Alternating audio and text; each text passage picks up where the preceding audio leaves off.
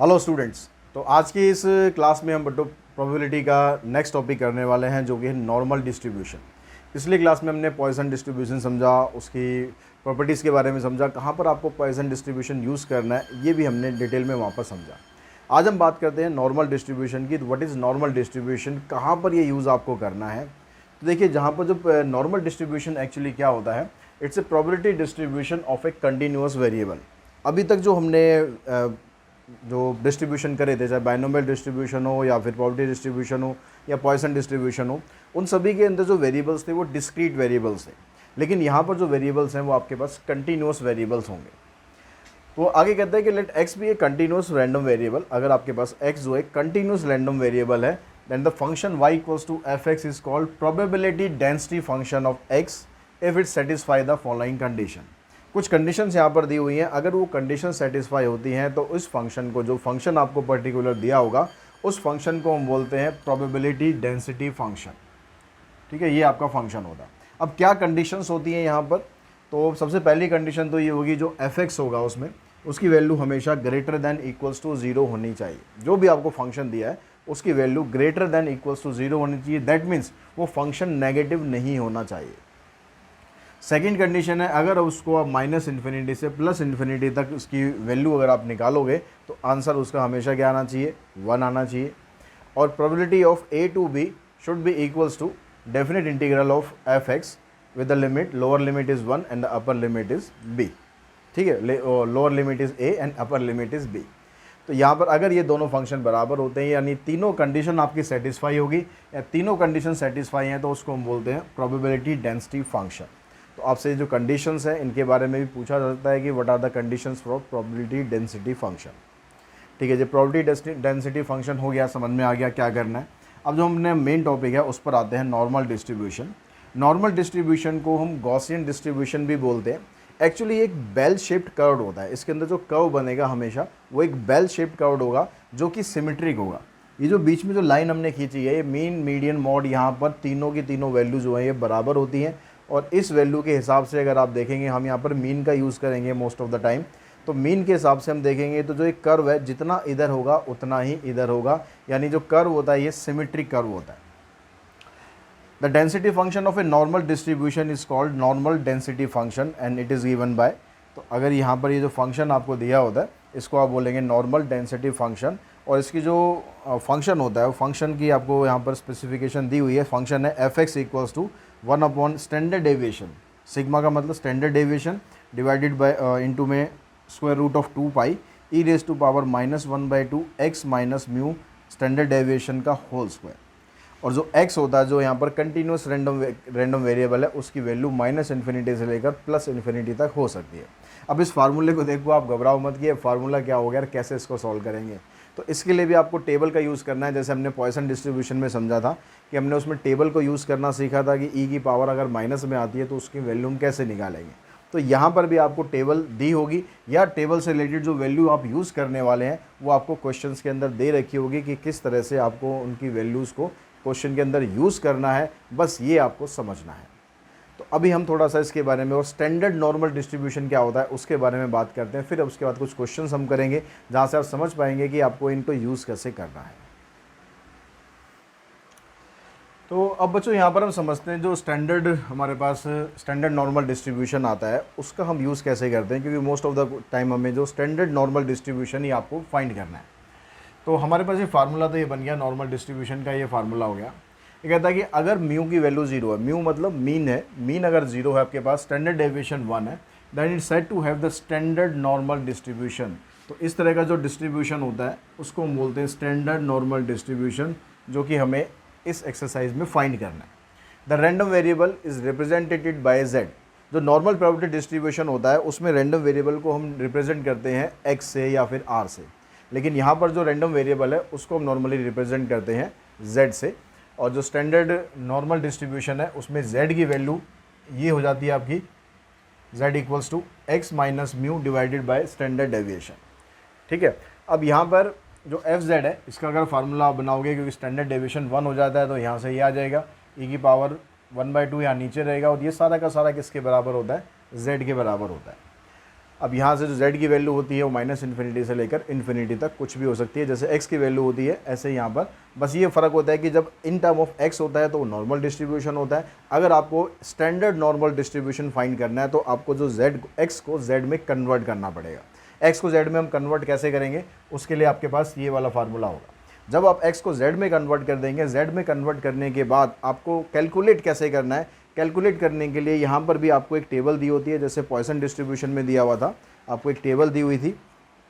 तो यहाँ पर भी अपनी बुक के अगर आप एंड में देखोगे तो एंड में जाने के बाद आपके पास इस तरह से एक टेबल मिलेगी, इस तरह की एक टेबल आपको मिलेगी यहाँ पर, ठीक है। इसमें यहाँ पर लिखा हुआ है cumulative probability for the standard normal distribution. तो यहाँ पर नेगेटिव है, अगर z की वैल्यू नेगेटिव आती है उसकी टेबल इधर है, z की वैल्यू पॉजिटिव आती है इसकी वैल्यू इधर है। अभी हम जब टेबल के क्वेश्चंस करेंगे तब आपको थोड़ा सा और मैं डिटेल में समझाऊंगा टेबल का आपको यूज़ कैसे करना है, ठीक है। अभी हम फिलहाल यहाँ पर चीज़ों को समझते हैं कि अब आपको जो प्रोबेबिलिटी निकालनी है तो हमें 3 टाइप की जो प्रोबेबिलिटी है वो आपको निकालने को मिलेगी। अगर जो भी आपको रैंडम वेरिएबल दे रखा है उसकी वैल्यू यहाँ पर लेस देन z है, ठीक है। जो भी यहाँ पर आपको दिया, मतलब z आपके पास ये वाला पॉइंट हो गया z, आपसे इससे जो छोटा जितना भी पोर्शन बच रहा है यानी इसकी प्रोबेबिलिटी आपको फाइंड करनी है। अब इसकी प्रोबेबिलिटी फाइंड करने के लिए हम क्या करते हैं, जो लेफ्ट हैंड वाला पार्ट है यहाँ से लेकर यहाँ तक का जो पार्ट है इसको हम डिनोट कर देंगे fz से। fz कैसे निकालेंगे, पीछे आपको टेबल में दिया हुआ है। दूसरे में कहता है कि अगर z की वैल्यू z1 z2 के बीच में आ रही है, मतलब जो एरिया हमें जो निकालना है, जो इसकी नॉर्मल डिस्ट्रीब्यूशन की हेल्प से जो एरिया अंडर कर्व, मतलब इसमें आप एरिया निकालते हैं तो जो एरिया आपको निकालना है ये क्या हो जाएगा, अगर z1 से लेकर z2 तक के बीच का एरिया आपको निकालना है तो हम क्या करेंगे, हम पहले z2 का एरिया निकालेंगे। अगर z2 के हिसाब से एरिया निकालें तो यहाँ पर ये सारा का सारा एरिया आ गया, ठीक है। उसमें से आपको जो z1 का एरिया निकालने का मतलब है इधर ये वाला सारा एरिया निकल जाएगा। तो जो टोटल एरिया जब बनेगा z2 का एरिया यहाँ से लेकर आपका ये यहाँ तक का सारा एरिया बन गया। उसमें से आपने जब z1 वाला एरिया, मतलब ये वाला एरिया माइनस कर दिया इधर वाला, तो आपके पास ये बीच का जो पोर्शन है ये बच गया z belongs to z1 to z2। तो इसको हम लिखेंगे fz2 माइनस fz1। इस तरीके से इसको लिखा जाएगा। टेबल की हेल्प से इन दोनों की वैल्यू पुट करेंगे, आंसर निकाल देंगे, सॉल्यूशन आ जाएगा। अब यहाँ पर कह रहा है अगर z की वैल्यू ग्रेटर देन z आए, ग्रेटर देन z मतलब जो भी पॉइंट आपको दे रखा होगा जिस पर आपको निकालना होगा वो आपके पास यहाँ z आ गया। अब इससे जो इधर वाला पोर्शन है ये आपको निकालना है। तो ये पोर्शन निकालने के लिए हम क्या करेंगे, टोटल पोर्शन लेंगे। टोटल पोर्शन कितना होगा, टोटल जो प्रोबेबिलिटी का होता है वो 1 होता है। तो ये जो कर्व हम डिनोट करते हैं, जो जितने भी आपके बेल शेप कर्व बने माइनस इन्फिनिटी से लेकर प्लस इन्फिनिटी तक, ये जो पूरा इसका एरिया जो होता है ये 1 के बराबर होता है, बिकॉज टोटल प्रोबेबिलिटी 1 होती है। तो इस टोटल में से आपने जो इधर वाला पोर्शन किससे हम डिनोट कर रहे हैं, fz से, ठीक है। हमें निकालना ये वाला है। तो ये निकालने के लिए हम पहले टोटल लेंगे, उस टोटल में से आपका जो ये वाला पोर्शन है सारा का सारा माइनस करेंगे। इस पोर्शन को fz से डिनोट करते हैं, जैसे हमने फर्स्ट में समझा। अगर ये वाला पूरा पोर्शन आप माइनस कर दोगे तो आपके पास क्या बचेगा, ये बचेगा। तो इसको हम इस तरीके से लिखेंगे 1 माइनस fz। अब आती है बात नेगेटिव की। अगर आपको यहाँ पर f नेगेटिव दे रखा है तो नेगेटिव की भी टेबल वैसे आपको दे रखी है, लेकिन बेटर है कि आप उसको पॉजिटिव ही कर लो। पॉजिटिव कैसे करते हैं, अब क्योंकि जो स्टैंडर्ड जो नॉर्मल डिस्ट्रीब्यूशन का जो कर्व होता है ये सिमेट्रिक होता है। सिमेट्री का मतलब हो गया भाई आधा एरिया इधर है आधा इधर है। जो टोटल एरिया मैं 1 बता रहा हूँ उसमें से 0.5 इधर हो जाएगा, 0.5 इधर हो जाएगा। मतलब जो ये वाला जो पॉइंट होता है हमारा 0 वाला, यहाँ से जो इधर वाला एरिया होता है ये कितना होता है 0.5, इधर वाला एरिया भी 0.5, टोटल मिलाकर ये 1 हो जाता है। अब आपको निकालना है f माइनस जेड। तो f माइनस जेड का मतलब क्या होता है कि जितना एरिया, देखो अगर मैं जो पॉइंट यहाँ पर है उसी पॉइंट की लाइन में मान लो पॉजिटिव साइड यहाँ से ले लूँ, तो ये वाला एरिया जो मैं निकालूंगा ये एरिया और ये एरिया बराबर होगा। अब ये वाला एरिया कैसे निकाला था हमने, ये वाला एरिया कैसे निकाला था हमने 1 माइनस एफ ऑफ जेड। यानी अगर f माइनस जेड दिया हुआ है तो उसको आप लिख सकते हो 1 माइनस एफ ऑफ जेड। अब ये एफ जेड की जो वैल्यू है फिर से आपको टेबल में मिलेगी, टेबल में निकाल के पुट कर दो, 1 में से माइनस कर दो, ये आपका आंसर आ जाएगा। तो ये जो 3-4 जो प्रोबेबिलिटी तरीके मैंने यहाँ पर बताए ये आपको ध्यान से समझने हैं, क्योंकि इन्हीं को आपको यूज़ करना है टेबल के लिए। इन्हीं को आपको यूज़ करना है कि कौन सा जो पार्ट है वो आपको निकालना है। अगर सिर्फ ये वाला पार्ट निकालना है, टेबल में वैल्यू डालो, आंसर आ गया। अगर इन दोनों के बीच का निकालना है तो आपको FZ2 में से FZ1 माइनस करना है। अगर ये राइट हैंड वाला पोर्शन निकालना है आपको, तो उसमें आपको क्या करना है, टोटल लेना है, उस टोटल में से ये माइनस करना है, अगर ग्रेटर देन वाला केस होता है तो। अगर माइनस वाला केस होता है तो सिंपली आप लिखो 1 माइनस एफ जेड और इसको सिंप्लीफाई कर दो, इससे आपका आंसर आ जाएगा। ठीक है, तो यहाँ तक तो हमारी बात आ गई समझ में। अब यहाँ पर ये कहता है, एक चीज़ और कहता है कि अगर x जो है कंटिन्यूस रैंडम वेरिएबल है, ठीक है, कंटिन्यूस से चल रहा है, कंटिन्यूस रैंडम वेरिएबल है, तो अगर प्रोबेबिलिटी सेम इंटरवल में लाई करेगी तो इसका मतलब क्या होगा, अगर आप लिखते हैं P X less than A और अगर आप लिखते हैं P X less than equals to A, ये दोनों बातें यहाँ पर सेम है। ठीक है, लेस देन ए या लेस देन इक्वल्स टू ए, क्योंकि कंटिन्यूस वेरिएबल में ये दोनों आपको सेम तरह से ट्रीट करना है। ऐसे अगर ग्रेटर में साइन होगा तो यहाँ भी ग्रेटर देन इक्वल्स टू हो जाएगा। अगर आपके पास ऐसे कोई साइन हुआ कि probability of X greater than A less than B, तो आप इसको ऐसे लिख सकते हो, probability of X is greater than equals to A less than equals to B. तो यही सारा कंसेप्ट हमें बेसिकली यूज़ करना है जो हमारी एक्सरसाइज है। तो यहाँ तक तो आप आई थिंक समझ चुके होंगे। अब कुछ क्वेश्चंस हम इसके ट्राई करेंगे एक्सरसाइज के, ताकि आपको टेबल को यूज़ करना आ जाए कि टेबल आपको कैसे यूज़ करनी है और किस तरह से आप उसकी वैल्यू को कैलकुलेट कर सकते हो। तो बच्चों फर्स्ट क्वेश्चन में पूछता है कि if z is a standard normal variable and find each of the following probability. z आपको यहाँ पर दे रखा है, इन सब की आपको प्रोबेबिलिटी फाइंड करनी है। तो सबसे पहले जो पार्ट है उसमें कहता है z लेस देन 1.9। तो z लेस देन 1.9 मीन्स इसका मतलब हुआ कि जो अगर हम कर्व, जो हमारा बेल शेप कर्व है, नॉर्मल डिस्ट्रीब्यूशन का जो कर्व है, अगर हम उसकी हेल्प से समझें तो ये क्या आपसे पूछ रहा है। मान लो ये आपके पास एक कर्व आ गया, तो यहाँ पर ये जो वैल्यू दे रखा है आपको 1.9, मतलब 1.9 इधर आ गया।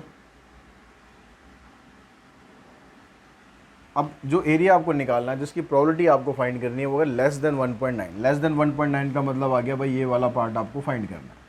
तो ये वाला पार्ट क्या होता है हमारा, अभी जो पीछे प्रॉपर्टी में हमने समझा, ये एफ जेड के बराबर होगा, यानी सिंपली आप इसको लिखेंगे f1.9। अभी जो f1.9 है इसकी वैल्यू आपको कहाँ से मिलेगी, इसकी वैल्यू आपको मिलेगी आपकी बुक में सबसे लास्ट के जो पेजेस हैं उनमें से। तो मैं यहाँ पर फॉर एग्जांपल दिखा देता हूँ। आपकी जो बुक है उसमें, चाहे आप कोई से भी बुक यूज़ कर रहे हो, सभी के अंदर आपको ये कर्व इस तरह से प्रोबेबिलिटी डिस्ट्रीब्यूशन कर्व आपको दे रखे हैं। ठीक है, यहाँ पर आप देखेंगे ध्यान से, तो ये इस तरह का कर्व आपको दे रखा होगा। अब इसमें यहाँ पर कहता है 1.9, तो आपको कैसे रीड करना है, जो आपको यहाँ पर कॉलम दे रखा है, इधर वाला कॉलम जो आपको दे रखा है, इसमें आप देखेंगे पहले 1.9। तो 1.9 के आगे यहाँ पर कोई नंबर नहीं है, तो 1.9 इसका मतलब 0 हो गया। ठीक है, 1.9 हम खाली लिख रहे हैं, तो इसका मतलब 1.9 0 हो गया। तो 1.9 वाले कॉलम में आप देखेंगे 0 के सामने 0.00 के सामने आप देखेंगे, तो 1.9 में 0.00 के सामने आपके पास आ रहा है 0.9713। आपकी बुक में यहाँ पर मिलेगा 0.9713, तो यही आपका आंसर आ जाएगा।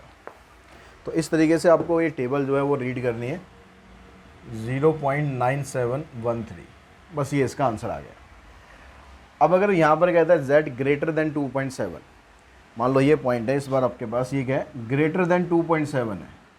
तो ग्रेटर का मतलब हो गया कि इसने जो एरिया आपसे पूछा है कि वो ये वाला एरिया पूछा है, इसकी प्रोबेबिलिटी पूछ रहा है, इसकी नहीं पूछ रहा।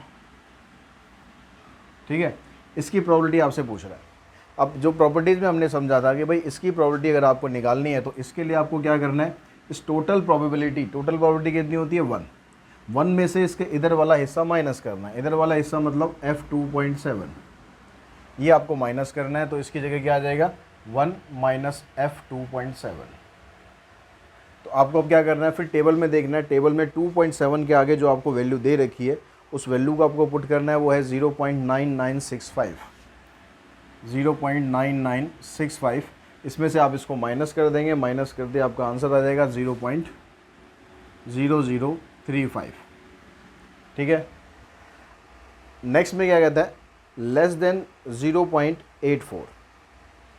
यहाँ पर ये जो लेस माइनस में आपको दिया हुआ है, लेकिन माइनस में जब दिया है तो उसमें जो प्रॉपर्टी थी हमारे पास, माइनस वाली प्रॉपर्टी में हमने क्या पढ़ा था कि अगर यहाँ पर आपके पास p माइनस जेड होता है, तो इस p माइनस जेड को आप लिखेंगे 1 माइनस एफ जेड। ठीक है, अभी जो प्रॉपर्टीज हमने डिस्कस करी थी पीछे, उसमें बताया था कि p माइनस जेड इसके बराबर होता है। तो हम यहाँ पर p माइनस जेड यहाँ पर आ रहा है, तो इसकी जगह आप लिखेंगे यहाँ पर 1 माइनस में एफ जेड। अब यहाँ पर जेड है, जेड की वैल्यू कितनी है आपके पास 0.84, तो माइनस 0.84।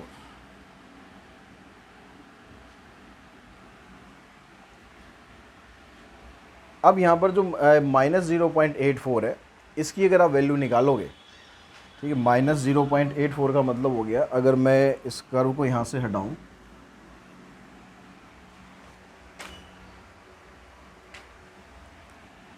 तो आप समझो कि भाई ये आपके पास ये कर्व है, ठीक है। अब ये कह रहा है कि माइनस 0.84 यानी नेगेटिव साइड आ गया इधर। अब इसमें जो ये एरिया पूछ रहा है लेस देन मतलब इधर वाला एरिया पूछ रहा है ये। अब जितना इसका ये एरिया होगा, अगर मैं यहाँ पॉजिटिव साइड से निकालूँ एरिया ये वाला 0.84, तो ये दोनों एरिया आपस में बराबर होंगे। तो ये वाला एरिया निकालने के लिए मेरे को क्या करना है, टोटल प्रोबेबिलिटी में से मैं इधर वाला सारा एरिया ये माइनस कर दूंगा। टोटल प्रोबेबिलिटी होगी 1 में से हमने इधर वाला हिस्सा माइनस किया। अब इसकी जगह पर आप यहाँ पर लिख देंगे 1 माइनस में f 0.84, क्योंकि जो एरिया माइनस 0.84 का था वही आपका पार्ट जो है 0.84 का बनेगा। पॉजिटिव नेगेटिव में दोनों बराबर होगा क्योंकि सिमेट्रिक कर्व होता है।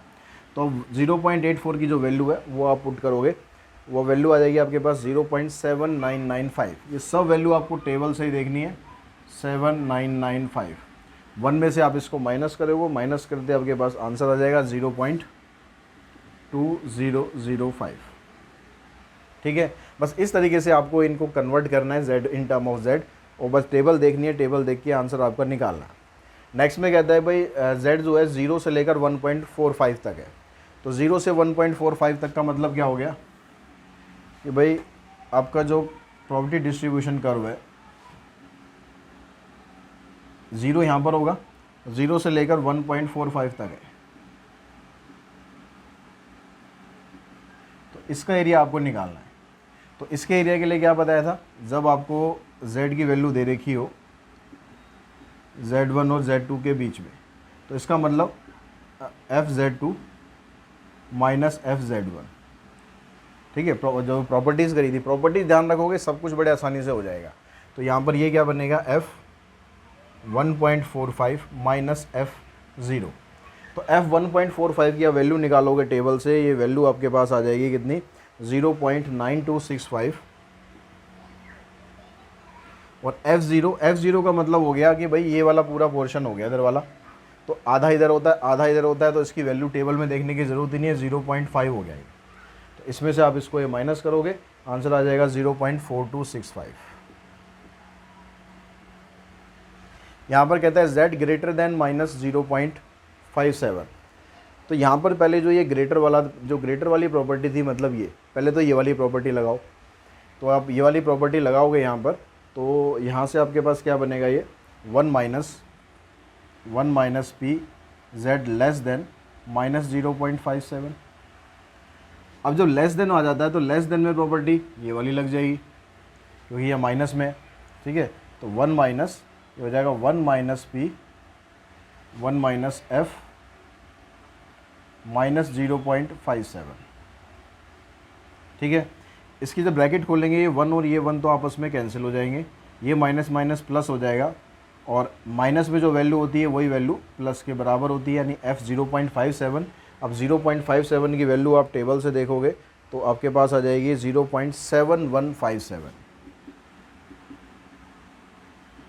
ठीक है, 0.5 के सामने देखना है आपको, 0.5 के टेबल में ऊपर देखेंगे 0.07 वाला कॉलम, तो वो आपके पास ये वैल्यू दे रहा होगा, तो इस तरह से वैल्यू आपके पास आ जाएगी।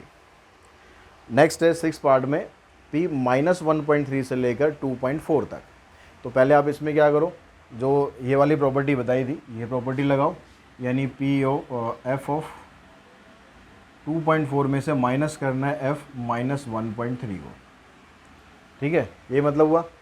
अब ये तो ठीक है जी, पॉजिटिव वाला तो ठीक है, ये माइनस में आप प्रॉपर्टी लगाओगे तो ये क्या बनेगा आपके पास 1 माइनस एफ 1.3। ठीक है, अब यहाँ पर f माइनस 1.3 की जो वैल्यू आप पुट करोगे, f 2.4 की वैल्यू हमारे पास है 0.9918। -1 हो गया, ये माइनस माइनस प्लस हो जाएगा और f1.3 की वैल्यू है हमारे पास 0.9032। इन सबको आप सॉल्व करोगे, सॉल्व करके हमारे पास आंसर आ जाएगा 0.8950। ठीक है। नेक्स्ट है यहाँ पर 1.8 से 2.9, तो फिर आप P 2.9 निकालो, यानी F 2.9 में से आपको माइनस करना है F 1.8। तो 2.9 की जो वैल्यू है आपके पास वो है 0.9981 और F 1.8 है, इसकी वैल्यू हमारे पास है 0.9641। इन दोनों को हमने सिंप्लीफाई किया तो आंसर आएगा 0.0340। यहाँ पर फिर ये इस तरह से दिया हुआ है जैसे हमारे पास ये दिया हुआ था, तो पहले आप ये प्रॉपर्टी लगाओ कि f this minus f this, तो f ऑफ -1.38 में से माइनस करना है आपको -3.01। अब f माइनस में प्रॉपर्टी लग जाएगी 1 माइनस f ऑफ 1.38, फिर minus sign 1 minus f of 3.01। इसकी ब्रैकेट खुलेगी तो ये तो देखो हो गया कैंसिल, बचेगा आपके पास -f 1.38 प्लस f 3.01। अब इनकी आप वैल्यू पुट करो, f 1.38 है आपके पास 0.9162 माइनस 0.9162 और f 3.01 की वैल्यू हमारे पास है 0.9987। इन दोनों को सॉल्व कर दो, इन दोनों को सॉल्व करेंगे हमारे पास आंसर आ जाएगा 0.0825। तो सारा टेबल का खेल है, टेबल आपको अच्छी तरह समझ में आ जानी चाहिए किस तरह से आप टेबल को रीड करोगे। टेबल को रीड करके बस प्रॉपर्टीज़ ध्यान रखना, प्रॉपर्टीज़ ध्यान रख के वैल्यूज़ पुट करो, वैल्यूज़ पुट करके आपका आंसर बड़े आराम से आ जाएगा। तो सेकंड क्वेश्चन में कहता है कि if x is a random variable with mean 12 standard deviation is 3। Mean 12 का मतलब आपको म्यू तो दे दिया 12 और स्टैंडर्ड डेविएशन दे दिया आपको 3। Find each of the following probability. तो यहाँ पर जो आपको प्रोबेबिलिटी फाइंड करनी है, यहाँ पर x आपको रैंडम वेरिएबल दिया है, तो नॉर्मल डिस्ट्रीब्यूशन में क्या करना होगा, आपको x को कन्वर्ट करना पड़ेगा z में। जब z में ही कन्वर्ट हो जाएगा तभी आप टेबल देख पाओगे। x अगर आप रख के चलोगे तो प्रोबेबिलिटी डिस्ट्रीब्यूशन वाले तरीके से करना पड़ेगा, तो हम यहाँ पर वो नहीं कर रहे हैं, हम नॉर्मल डिस्ट्रीब्यूशन कर रहे हैं।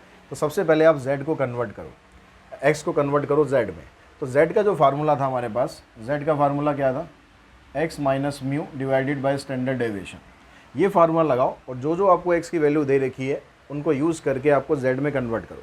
अगर हम यहाँ पर करेंगे z में कन्वर्ट इसको, तो x की जगह रखना आपको 15। यहाँ पर लेस देन इक्वल्स टू हो या खाली लेस हो या ग्रेटर देन हो, कुछ भी हो, x की वैल्यू आपको यही लेनी है। ठीक है, जो कंटिन्यूस रैंडम वेरिएबल होते हैं उसमें इसकी जो वैल्यू है लेस देन 15 लिख रहे हो, लेस देन इक्वल्स टू 15 लिख रहे हो, बात एक ही है। तो z की जगह यहाँ पर आप x की जगह रखना है 15, म्यू आपके पास है 12 डिवाइडेड बाय 3, तो यह आ जाएगा आपके पास 1। तो आपको z1 निकालना है, दैट मीन्स आपको निकालना है यहाँ पर z less than 1। z less than 1 का मतलब हो गया P1, सॉरी F1, F से डिनोट करेंगे इसको। अब F1 की वैल्यू आप टेबल में देखोगे तो F1 की वैल्यू आपके पास है 0.843। यहाँ पर कहता है x greater than equals to 18, तो x की वैल्यू यहाँ पर 18 लो, यहाँ से z निकालो, 18 माइनस 12/3, इसको सॉल्व करेंगे 2 आ जाएगा। तो P X greater than equals to 2 z। ठीक है, x को कन्वर्ट कर दिया हमने z में, तो z लिखना है आपको। अब ग्रेटर देन के अंदर हम क्या करते हैं, पहले 1 में से माइनस करेंगे इसको, 1 माइनस f2। तो f2 की जो वैल्यू है, f2 की वैल्यू आपके पास कितनी दी हुई है, 0.9772। टेबल में से देखेंगे 0.9972 और 1 में से इसको माइनस कर देंगे, माइनस करने पर आपका आंसर आ जाएगा 0.0228। यहाँ पर x आपके पास 9 है, तो यहाँ पर अगर हम z निकालेंगे तो क्या आ जाएगा, 9 माइनस म्यू कितना था हमारे पास 12 डिवाइडेड बाय 3, तो ये -1 आएगा, यानी आपको z निकालना है z लेस देन -1। अब z अगर लेस देन -1 होगा तो सबसे पहले आपको क्या करना है, इसको आप लिख सकते हो 1 माइनस f1। ठीक है, माइनस वाली जो प्रॉपर्टी थी वो लगा दी। f1 की वैल्यू हमारे पास कितनी है, 0.8413, 0.8413, इसमें से इसको माइनस कर दो माइनस करके आपका आंसर मिल जाएगा आपको 0.1587। अगर हम यहाँ की बात करें, यहाँ पर है ग्रेटर देन 6, तो यहाँ पर z निकालते हैं तो 6 माइनस 12/3, तो यह आ जाएगा -2। तो यहाँ पर कह रहा है x ग्रेटर देन -2, z जो आपके पास ग्रेटर देन -2 है। तो ग्रेटर देन -2 का मतलब हो गया कि आप पहले इसको लिखेंगे क्या 1 माइनस, क्योंकि यहाँ पर ग्रेटर का साइन आ गया, तो यह आ जाएगा 1 माइनस में f2, f -2। ठीक है, अब ये जो f -2 है, इसको आप फिर से माइनस वाली प्रॉपर्टी लगाओगे तो क्या बन जाएगा 1 माइनस f2। इस 1 से 1 कैंसिल हो जाएगा, सिर्फ f2 बचेगा। f2 की वैल्यू आपके पास ये है 0.9972।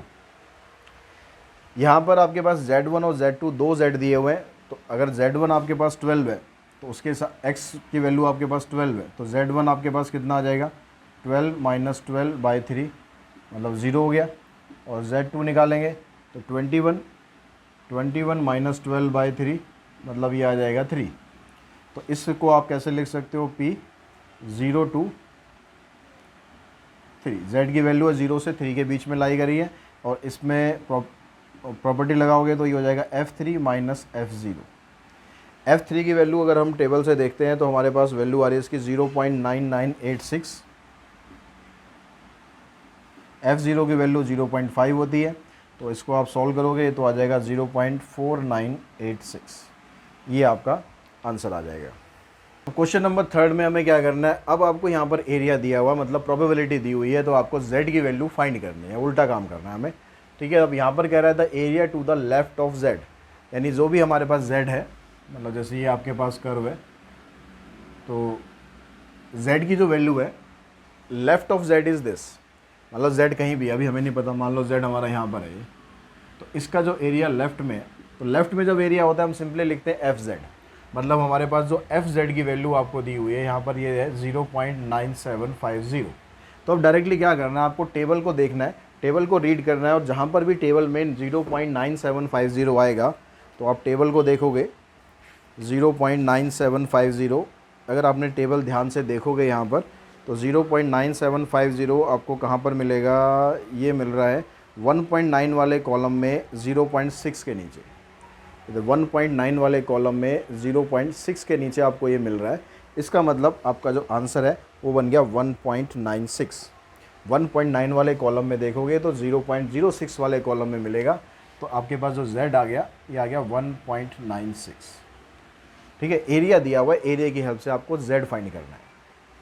अब यहाँ पर कह रहा था कि area between 0 and z, 0 and z का मतलब हो गया कि यहाँ पर ये कह रहा है कि भाई आपको तो 0 से लेकर जो z तक का एरिया है, 0 और z, ये कैपिटल Z हो गया, ये z हो गया, इसका एरिया आपको दे रखा है 0.4750।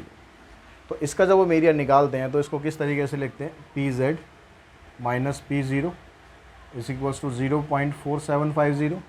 P0 की वैल्यू हमें पता है कि भाई 0.5 होती है, इसकी जगह 0.5 पुट कर देंगे, और 0.5 को इधर ले जाके आप प्लस करोगे तो आपके पास जो PZ है इसकी वैल्यू आ जाएगी कितनी, 0.9750। तो यहाँ भी 0.9750 थी, यहाँ भी 0.9750 है, इसका मतलब Z यहाँ पर भी सेम ही आ जाएगा 1.96। Area to the right of Z, right of Z मतलब इस साइड वाला एरिया। अब इस साइड वाले एरिया को हम कैसे निकालते हैं, टोटल प्रोबेबिलिटी में से Z वाला एरिया माइनस करते हैं, तो ये क्या होता है 1 माइनस में FZ, FZ की तो हमें निकालना है, ये आपको दिया हुआ है 0.1314। तो FZ को इधर ले जाओ, इसको इधर लाओ, तो आपके पास FZ क्या बनेगा यहाँ पर 1 माइनस 0.1314। तो FZ 1 में से इसको आप माइनस करोगे तो आपके पास आ जाएगा 0.8686। अब टेबल में जाके देखो भाई 0.8686 का है, तो टेबल में थोड़ा सा आपको ढूंढना पड़ेगा, थोड़ा सा मेहनत करनी पड़ेगी, और ये मिलेगा आपको 1.12 वाले कॉलम में, तो Z की वैल्यू आ जाएगी 1.12। सेम इसी तरह से ये भी दिया है area to the right of Z, same बिल्कुल क्वेश्चन है, इसी तरीके से प्रोसीड करना है, करके आप देखेंगे। नेक्स्ट जो इसका 5th पार्ट है, इसके 5th पार्ट में आपको यहाँ पर दिया हुआ है कि area between -z to z, जैसे ये दिया हुआ था आपको ऐसे यहाँ पर माइनस जेड से जेड के बीच में एरिया दिया हुआ है, यानी इसको आप लिख सकते हो F Z minus F minus Z is equals to 0.9030। जो ये माइनस में जेड होता है इसको हम ऐसे लिख सकते हैं एफ जेड माइनस 1 माइनस में एफ जेड। अब यहाँ से आप इसकी ब्रैकेट खोलोगे तो ये एफ जेड और ये एफ जेड दोनों प्लस में हो जाएंगे, तो इन दोनों को ऐड करेंगे, ये आ जाएगा 2 टाइम्स ऑफ एफ जेड। और ये जो -1 इधर आ गया, अब इस -1 को आप इस साइड शिफ्ट करोगे तो प्लस में हो जाएगा, यानी यहाँ से आपके पास बनेगा 2 times of F Z is equals to 1.9030। और 2 से अगर आप इसको डिवाइड करोगे तो ये आ जाएगा कितना 0.9515। अब 0.9515 को अगर आप टेबल में देखोगे तो ये मिलेगा आपको 1.6 वाले कॉलम में 6 पे मिलेगा, तो z की वैल्यू आ जाएगी 1.66। तो इस तरीके से ये एक्सरसाइज के जो ये 3 क्वेश्चन है इनकी आप अच्छी तरह से प्रैक्टिस कर लो। ये चीज़ें अगर आपको समझ में आ गई तो बाकी के जो क्वेश्चन है उसमें स्टेटमेंट्स दी हुई है, स्टेटमेंट से बस आपको ये समझना है कि आपको कौन सा एरिया निकालना है, लेफ्ट वाला निकालना है, राइट वाला निकालना है या बिटवीन का निकालना है। तो ये तीनों क्वेश्चन अच्छी तरह प्रैक्टिस कर लो, समझ लो, बाकी के क्वेश्चन की स्टेटमेंट्स है उनसे समझने की कोशिश करो, बनाने की कोशिश करो, और जो अगली वीडियो आएगी उससे पहले कोशिश करो कि आप सारे क्वेश्चन कर लो, और मुझे पूरा पूरा विश्वास है आप कर पाओगे। ठीक है, फिर उसके बाद वीडियो को देखना ज़रूर, वीडियो को छोड़ना नहीं है कि सारे क्वेश्चन हो गए तो छोड़ो, सर ने वीडियो क्या डालनी है। अब वीडियो देख ज़रूर लेना, मैच कर लेना कि भाई आपके आंसर ठीक आ रहे हैं नहीं आ रहे, कहीं पर छोटी मोटी गड़बड़ हो तो ठीक कर लेना, अगर ज़्यादा गड़बड़ हो तो फिर ये वाली वीडियो भी दोबारा देख लेना, समझ लेना। भैया मेन चीज़ है समझना, वीडियो एक बार देखो, 2 बार देखो, 10 बार देखो, आपको समझ में आ जाना चाहिए। तो आई होप आपको इस वीडियो के थ्रू बड़े आसानी से समझ में आ जाएगा, कोई ऐसी दिक्कत होने वाली नहीं है। फिर भी कोई दिक्कत है तो उसके लिए कमेंट बॉक्स में मुझे कमेंट करो, कोशिश करूँगा कि हर एक आपका सॉल्यूशन मैं आपको प्रोवाइड कर सकूँ। तो आज की इस वीडियो में इतना ही। Thanks to all of you.